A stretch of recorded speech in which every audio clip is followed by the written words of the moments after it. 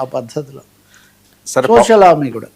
సరే, పవన్ కళ్యాణ్ గారు తన బలం పెంచుకుంటున్నారు, లేకపోతే ఈ మధ్యకాలంలో వరుసగా ఎవరైతే జనసేన లీడర్స్ అవనియండి, అన్ని స్థాయిలో ఉన్న లీడర్స్ అందరినీ కూడా ఆయన పిల్లడం, ఆయన మాట్లాడడం, నేను ఉన్నానని భరోసా ఇవ్వడం, నా స్ట్రాటజీ నాకు ఉన్నదనడం, పదవుల కోసం మీరు ఆశించడం, అంటే ఎందుకు ఈ రకంగా వాళ్ళని మోటివేట్ చేస్తున్నారు ఆయన? అంటే రెండు కారణాలు. ఒకటి వైసీపీ దాడిని ప్రచారాన్ని ఎదుర్కోవటం, రెండోది తమ వాళ్ళలో ఉన్న సందేహాలను తీర్చటం. ఈ రెండింటికి మూలం ఒకటే. 15 ఏళ్ళు ఉండాలి అనడం ద్వారా పదే పదే మీరు చంద్రబాబు నాయుడిని, ఆ తర్వాత లోకేష్ను కూడా బలపరచడానికి సిద్ధమైపోయారు. మనది ఎక్కడుంది? సో ఈయన వాళ్ళతో అవగాహనకు వచ్చి వాళ్ళని మోస్తున్నాడు అనే అభిప్రాయం కలిగించడానికి ప్రచారం వైసీపీ చేస్తుంది. రెండో వైపున తెలుగుదేశంలో కూడా వాళ్ళు మద్దతు తీసుకున్నామే కానీ వాళ్ళ మీద ఆధారపడలేదు కదా అని కొంతమంది అప్పుడప్పుడు చప్పరించే మాటలు మాట్లాడుతున్నారు. ఈ రెండింటికి సమాధానం తన స్థానాన్ని, తన స్థాయిని, తన జనాకర్షణను, తన కేంద్రీకరణను పెంచుకోవటమే అని చెప్పి, అది చతుర్ముఖ వ్యూహం అంటారా, లేకపోతే అదేది షణ్ముఖ వ్యూహం అంటారా, చతుర్ముఖం నుంచి షణ్ముఖం నుంచి రకరకాల ముఖాలతో రావాలి. ఎందుకంటే ఇతరుల కంటే పవన్కు ముఖాలు కొన్ని ఎక్కువగా ఉన్నాయి. ఎందుకు ఆయనకు పవర్ స్టార్గా ఉన్నటువంటిది ఉంది, జనసేనగా ఉంది, ఉప ముఖ్యమంత్రిగా ఉంది. అలాగే చిరంజీవి తర్వాత ఒక సామాజిక తరగతికి కొంచెం వాయిస్ లాగా ముందుకు వచ్చారనేది ఉంది. బీజేపీతో, మోదీతో చాలా స్నేహంగా ఉంటారు, ఇతర రాష్ట్రాల్లో కూడా కొంచెం ప్రచారాన్ని పనికి వస్తారనేది ఉంది. సో వీటన్నిటిని చేసుకొని నేనేదో ఎవరికో కేవలం ఫాలోయర్ను కాదు, జగన్ను వ్యతిరేకించడం, ఓడించడం అనే లక్ష్యం కోసం నేనే చొరవ తీసుకొని ముందు బలపరిచాను. నేనే ఇప్పటంలో చెప్పింది మొదటి ఈయనే కదా. సో నేనే చంద్రబాబు నాయుడు జైల్లో ఉన్నప్పుడు కూడా అక్కడికి వెళ్ళి మాట్లాడి అసలు శిబిరానికి, కూటమికి ఊపు తెచ్చిందే నేను, అసలు కూటమి రూపశిల్పిని, కూటమికి అంకురార్పణ చేసిన వాడిని నేను. దీన్ని వాళ్ళు కూడా ఏం కాదనగలిగిన పరిస్థితి ఉండదు. ఎందుకంటే ఆ రోజున అటు బాలకృష్ణ, మామ అల్లుడు అటు ఇటు నిలబడి చెప్పింది ఈయనే కదా. వాస్తవానికి బలం ఎంత, ఎన్ని సీట్లు పోటీ చేశారని, సీట్ల విషయంలో కూడా మీరు తెలంగాణలో కదా కేసీఆర్ పదవి శాఖ లేకుండానే కేంద్ర మంత్రిగా ఉన్నారు. ఎందుకంటే ఆయన నాకు తెలంగాణ ముఖ్యం, ఆయన టార్గెట్ తెలంగాణ కాబట్టి. సో పవన్ కళ్యాణ్ కూడా తన సీట్లు ఉన్న వాటిలో ఒకటి తగ్గించుకొని బీజేపీ వాటి అడ్జస్ట్మెంట్స్కు ఇట్లాంటివి చేస్తున్నారు కదా.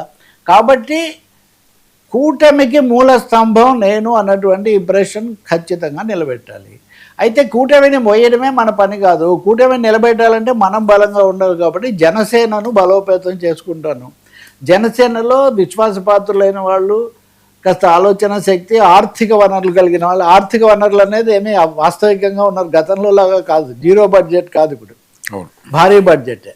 సో ఈ భారీ బడ్జెట్ పాన్ ఇండియా లెవెల్లో తట్టుకోగలిగిన వాళ్ళని తెచ్చుకోవాలి. కాబట్టి పార్టీని బలోపేతం చేసుకోవడం కోసం మొహమాటం లేకుండా, అది నాగబాబు మంత్రి పదవి అయినా, అది ఇంకొకరి మీద వచ్చిన ఆరోపణలైనా, లేకపోతే కొంచెం వోకల్గా ఉన్న వాళ్ళు తప్పులు చేసినా, వీటి విషయంలో గట్టిగా నిలబడడం ద్వారా స్ట్రాంగ్ సిగ్నల్స్ జనసేన సర్వైవల్ గురించి, జనసేన ఇంప్రూవ్మెంట్ గురించి, జనసేన అడ్వాన్స్మెంట్ గురించి స్ట్రాంగ్ సిగ్నల్స్ ఇవ్వాలి. ఆయనది 25 years స్లోగన్ అనేది మనం మర్చిపోకూడదు. 25 ఏళ్ళ రాజకీయం అని. 25 ఏళ్ళ రాజకీయంలో ఇప్పుడు 10-12 ఏళ్ళు సగం కాలం అయింది. మిగిలిన సగం కాలం తర్వాత జనసేన స్వతంత్ర శక్తిగా బలంగా ముందుకు ఉండాలి. ఈ సోషల్ కొరిలేషన్ దీన్ని కూడా మార్చాలి. కాబట్టి అది కూడా చాలా ప్రాధాన్యత ఇచ్చి, ఎప్పటికంటే ఎక్కువగా ఒకరోజు పదవుల్లో ఉన్న వాళ్ళతో, ఒకరోజు ఆంతరంగిక బృందంతో, వీటి కోసం తన పర్సనల్ టీం కూడా బలంగా ఏర్పాటు చేసుకొని. ఇంకోటి తెలుగుదేశం వాళ్ళు చెప్తారు, డిప్యూటీ చీఫ్ మినిస్టర్ పేషి చాలా బలంగా ఉంది. చాలా విషయాలు పవన్ కళ్యాణ్ స్వయంగా చెప్పక్కర్లేదు, డిప్యూటీ గారి పేషి నుంచి వచ్చింది అని చాలా విషయాలు అమలు జరుగుతున్నాయి. వాళ్ళ మాట వినాలి, ఫాలో అవ్వాలని చంద్రబాబు నాయుడు కూడా స్టాండింగ్ ఇన్స్ట్రక్షన్స్ లాంటివి ఇవ్వడం, ఎప్పుడైనా తేడా వస్తే వెంటనే దాన్ని రంగంలోకి దిగడం, ఇది జరుగుతుంది. కాబట్టి పార్టీని బలోపేతం చేసుకోవడం, ప్రభుత్వంలో నేను ఏదో నామకార్థ మంత్రిని కాదు, శక్తివంతమైన స్థానం నాది అనే మెసేజ్ ఆచరణలో తీసుకొని రావటం. నాలుగవది, ఒక దాతగా, విరాళాలు కావచ్చు, సహాయకుడుగా, మానవతా దృష్టి కలిగినటువంటి నటుడుగా దాన్ని నిలబెట్టుకోవటం. అన్నిటికీ పునాది తనకున్న జనాకర్షణ కాబట్టి ఆ సినిమాలు అనే వాటిని వదిలిపెట్టకుండా అది కూడా చేయడం. నూతన సంవత్సరంలో నూతన చిత్రానికి సంతకం పెట్టడం ఏమీ యాదృశ్చికం కాదు కదా. ఇలా అనుకుంటారు అంటారని తెలుసు కదా.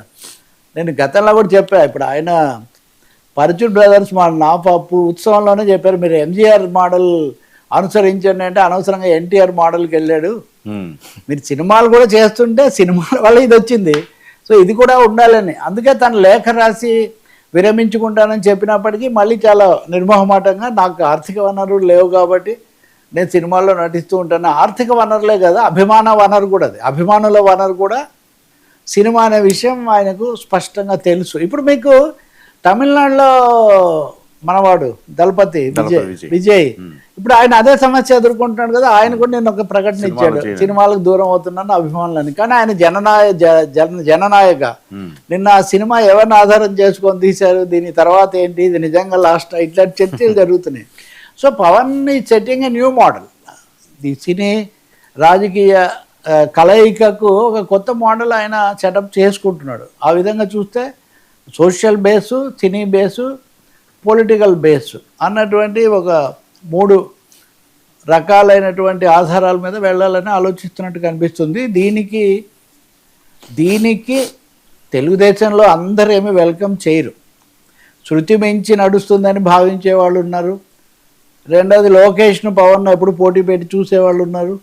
కానీ లోకేష్కు తెలుసు, చంద్రబాబుకు తెలుసు, వాళ్ళ మధ్య అవగాహన ఉంది. అది పవన్కి కూడా మాత్రం ఉంది. వాళ్ళ పార్టీకి ఇప్పుడు హరీష్ రావు ఉన్నాడు అనుకోండి, ఎన్ని మాట్లాడినా కేసీఆర్ తర్వాత కేటీఆర్ నాయకుడు అవుతాడని తెలియనంత అపరిపక్వంగా ఏమి రాజకీయ నాయకులు మీకు నాకు తెలిసినవి వాళ్ళకి తెలియదా? So Pawan Kalyan psychologically prepared, కానీ దానికి ఆయన వ్యూహాత్మకంగా 15 ఏళ్ళు అని అంటూ ఉంటారు. ఆ తర్వాత ఏం జరుగుతుంది మనకు తెలియదు, కానీ కన్సాలిడేట్ అవుతున్నారు. ఈ మొత్తంలో సనాతనం కూడా ఒక ముఖ్యమైన ఆయుధం అని ఆయన అనుకుంటున్నారు. అది ఆయుధంగా, అస్త్రంగా ఉపయోగిస్తున్నారు. కానీ దక్షిణ భారతదేశంలో అది ఎంతవరకు పనిచేస్తుంది, రేపు తమిళనాడు ఫలితాల తర్వాత ఆయన పునరాలోచించుకోవాల్సిన ఇది రావచ్చు. తమిళనాడు ఎన్నికల్లో సనాతన అస్త్రం విఫలమై డిఎంకే కూటమే, సామాన్యంగా డిఎంకే కూటమే వస్తుంది. కాబట్టి అప్పుడు ఆంధ్రప్రదేశ్లో చంద్రబాబు నాయుడు, లోకేష్ కూడా ఆలోచించాల్సిన పరిస్థితి కూడా రావచ్చు. ఏం జరుగుతుందో మనం అది చూడాలి. సో ఈ రాజకీయ అస్త్రాల్లో సనాతనం పెద్ద అస్త్రం కదా, అది ఆయన వ్యక్తిగత అస్త్రం. అవును, అది బీజేపీ మెప్పు పొందడానికి, బీజేపీకి దగ్గరగా ఉండటానికి ఆయన వ్యక్తిగతంగా భక్తి చాలా ఎక్కువ. ఉదాహరణకి ఇప్పుడు ఆయన ఈ సమయంలో కొండగట్టు ఆంజనేయ దగ్గర ఉన్నారు. ఆయన ఏమంటున్నారు, నేను ఆ రోజు ప్రమాదం నుంచి తప్పించుకోవడానికి అక్కడే ఆయన దయ వల్లే నేను బయటపడ్డాను, నాకు పునర్జన్మ లభించిందని అక్కడ ఒక సత్రం అది కట్టించడం, దానికి సంబంధించి సాయం చేయడం, ఇది చేస్తున్నాడు. కాబట్టి ఇది కూడా ఇప్పుడు దేశంలో హిందుత్వ రాజకీయాలు పెరుగుతున్నాయి కాబట్టి వాళ్ళకి తన దగ్గరగా ఉండటం రాజకీయంగా ఉపయోగం అనే ఒక భావన ఉంది. ఆ విషయంలో తెలుగుదేశానికి మేము ప్రశ్నిస్తూ ఉంటారు. తెలుగుదేశాన్ని కాదు, అధికార యంత్రాంగాన్ని అనండి, ఆ చైర్మన్లను అనండి. ఎందుకంటే దాని మీద వేరే వాళ్ళు గొంతు కలుపుతారు కదా. అవును, సంఘ పరివారం కలుస్తుంది. సో పకడ్బందీగా వెళ్తున్నట్టే లెక్క. కానీ మరింత ప్రజా సమస్యల మీద పడటం, ఇంకా జాగ్రత్త తీసుకోవటం, గిరిజనులకు ఇచ్చిన వాగ్దానాలు నిలబెట్టుకోవటం, మూడోది కార్పొరేట్ పట్టు పెరుగుతున్న కొద్దీ ఎలా ఈయన దాన్ని బ్యాలెన్స్ చేసుకుంటాడో అది చూడాలి. సార్ వైఎస్ఆర్